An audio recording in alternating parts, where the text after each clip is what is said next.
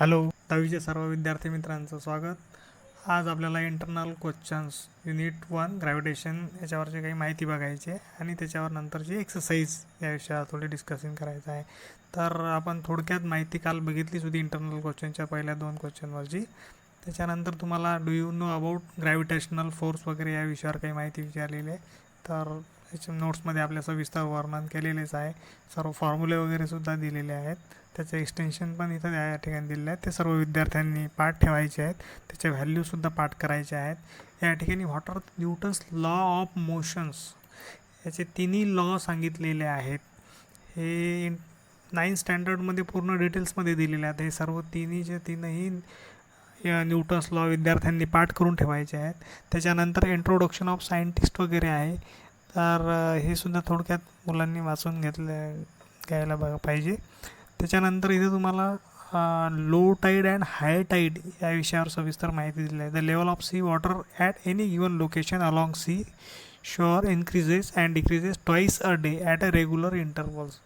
म्हणजे प्रत्येक दिवसातून समुद्राचं जे पाणी आहे हे एक वेळ इन्क्रीज लेवल वाढते आणि एक वेळ डिक्रीजेस होते. So high and low tides occurs at a different times at a different places.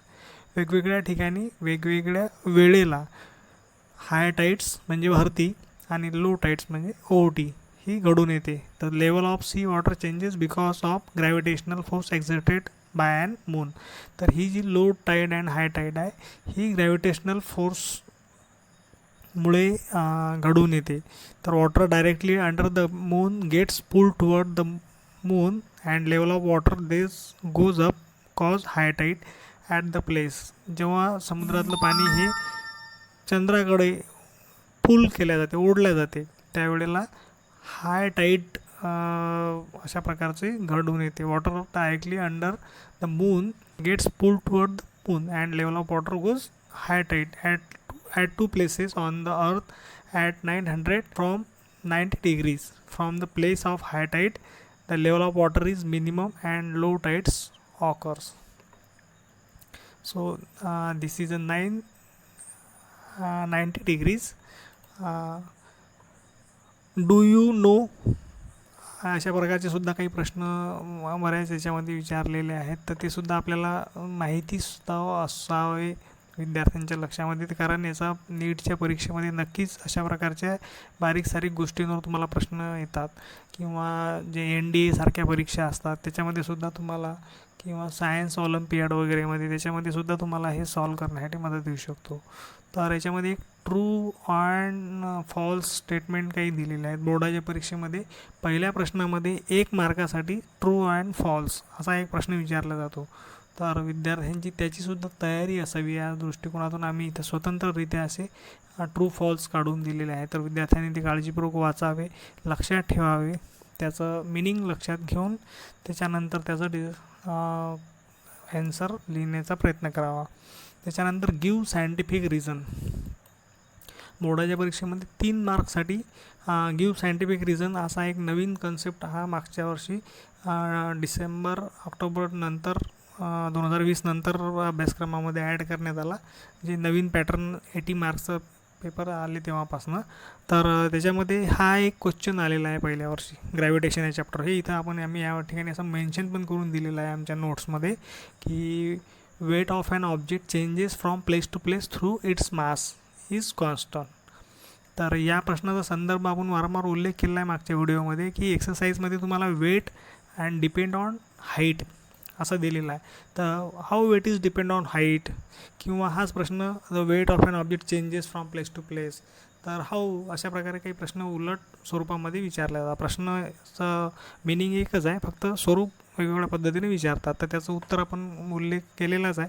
परत एक वेळ या ठिकाणी घ्यायचं आहे की weight is equal to mass into gravity. The value of mass is same everywhere and the value of g changes place to place or according to height of or position of object. So hence the value of height yes changes, value of g also changes and g changes, finally weight is also changes. या ठिकाणी ही जी ची value आहे ही जर change झाली, m ची value constant राहणार आहे, जी ची व्हॅल्यू चेंज झाल्यामुळे ऑटोमॅटिकली याच्यामध्ये फायनली वेटच्या व्हॅल्यूमध्ये चेंजेस येणार आहे. तर या ठिकाणी अशा प्रकारे एक्सरसाइजसुद्धा आपण चांगल्या पद्धतीने सॉल्व करून दिलेली आहे. हा जो कम्प्लीट द टेबल आहे हा दिलेला आहे व्यवस्थित भरून. त्याच्यानंतर तुम्हाला मास आणि वेट याच्यामधला जो डिफरन्स विचारलेला आहे तो जवळपास 7 मुद्दे दिलेले आहेत. बोर्डाच्या परीक्षेमध्ये तुम्हाला जास्तीत जास्त 3 किंवा 4 मुद्दे लिहायचे आहेत. तर जास्तीत जास्त लक्षात राहावे मुद्दे आणि त्यातले कुठलेही तरी 3-4 लिहिता यावे यासाठी आम्ही जास्तीत जास्त दिलेले आहेत. त्याच्यामध्ये तुम्हाला what are the free falls वगैरेची पाहिजे दिली आहे. What is the mean by free fall? Whenever an object moves under the influence of force of gravity alone.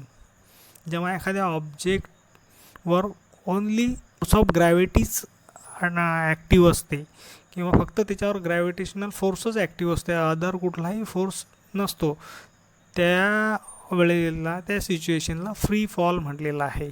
म्हणजे एखादा ऑब्जेक्ट इकडे पडताना त्याच्यावर फक्त ग्रॅव्हिटेशनल फोर्सच ॲक्ट असतो, अदर कुठलाही फोर्स ॲक्ट नसतो, म्हणून त्याला म्हटलेलं आहे free fall. In free fall initial velocity of a object is 0.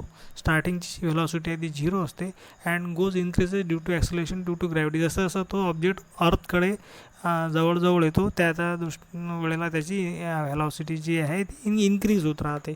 During free fall the friction force due to air oppose of motion and object and beyond force also act on the object. Thus true free falls is possible only in vacuum. तेव्हा एखादा object gravitational फोर्सच्या अट्रॅक्शनमध्ये अर्थकडे ओढल्या जातो तेव्हा air oppose होतो आणि त्याच्यामुळे ती जी फ्री फॉल आहे ती ट्रूली होऊ शकत नाही, कारण त्याला अपोज होते, कुठल्या तरी वेगळ्या एअरचा फोर्सचा त्याला विरोध होतो. तर अशा वेळेला जर ट्रू फ्री फॉल जर घडवून आणायची असेल तर त्याला व्हॅक्यूममध्ये करतात. म्हणजे त्या ठिकाणी एअरलेस असल्यामुळे त्या ठिकाणी कुठल्याही प्रकारचं फ्रिक्शन घर्षण फोर्स त्या ठिकाणी नसल्यामुळे ट्रू फ्री फॉल्स हे घडून येते. त्यानंतर ॲक्सलेशन ड्यू टू ग्रॅव्हिटी याच्याबद्दल आपण माहिती बघितलेली आहे. एक्सेप्ट व्हेलॉसिटीसुद्धा if initial velocity is equal or higher than the force of gravity the object will not come back on the earth. याच्याबद्दल सुद्धा आपण माहिती बघितलेली आहे की जर इनिशियल व्हेलॉसिटी जर फोर्स ऑफ ग्रॅव्हिटीपेक्षा इक्वल असेल किंवा जास्त असेल तर तो ऑब्जेक्ट जो आहे तो आउट ऑफ कंट्रोल किंवा आउट ऑफ युनिव्हर्स निघून जातो, ज्या पद्धतीने चांद्रयान-1 गेलेला आहे. Thus this velocity is called escape velocity. तर if you means initial velocity is greater than gravitational force जी. तर if initial velocity is increase continuously for a particular velocity the body can overcome the earth gravitational force and move to infinite or come to rest there. ती infinite डिस्टन्सवर किंवा कुठंतरी बाहेर युनिव्हर्समध्ये निघून जाते. This velocity is called as escape velocity. याचं एक चांगल्या पद्धतीचं उदाहरण म्हणजे चांद्रयान-1 जे आहे भारतानं सोडलेलं ते एस्केप व्हेलॉसिटीच्या रिझनमुळे आउट ऑफ युनिव्हर्समध्ये ते कुठंतरी गहाळ झालेलं आहे. त्यानंतर सेंट्रिपिटल फोर्सबद्दलसुद्धा माहिती आहे. The force attracting towards the centre of circle. जो फोर्स सेंटर ऑफ सर्कलकडे अट्रॅक्टेड असते, त्याची दिशा सेंटर ऑफ सर्कलकडे असते, त्या फोर्सला सेंट्रिपिटल फोर्स वगैरे असं म्हणतात. त्यानंतर या ठिकाणी तुम्हाला केपलर लॉ जे दिलेलं आहे त्याचं इक्वेशन वगैरे सुद्धा दिलेलं आहे.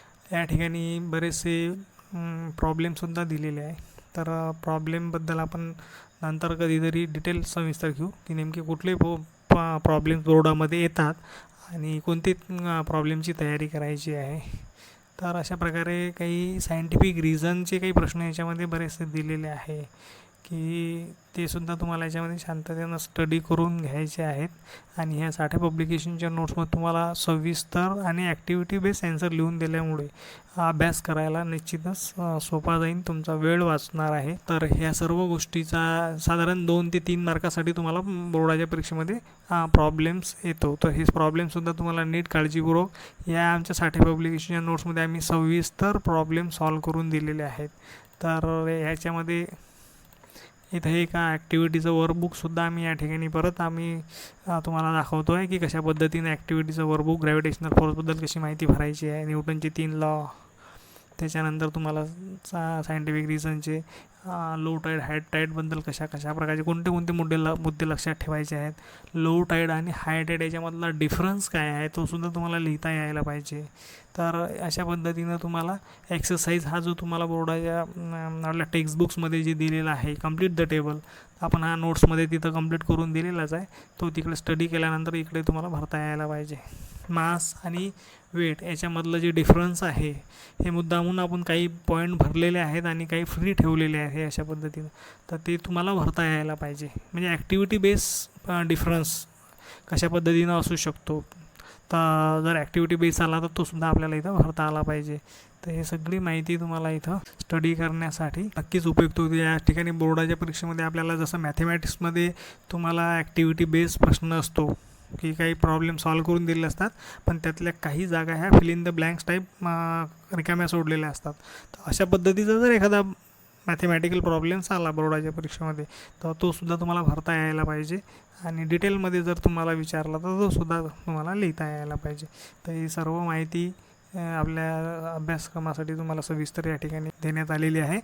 हा व्हिडिओ तुम्हाला कसा वाटला त्याबद्दल तुम्ही आम्हाला नक्की रिप्लाय करू शकता. थँक्यू.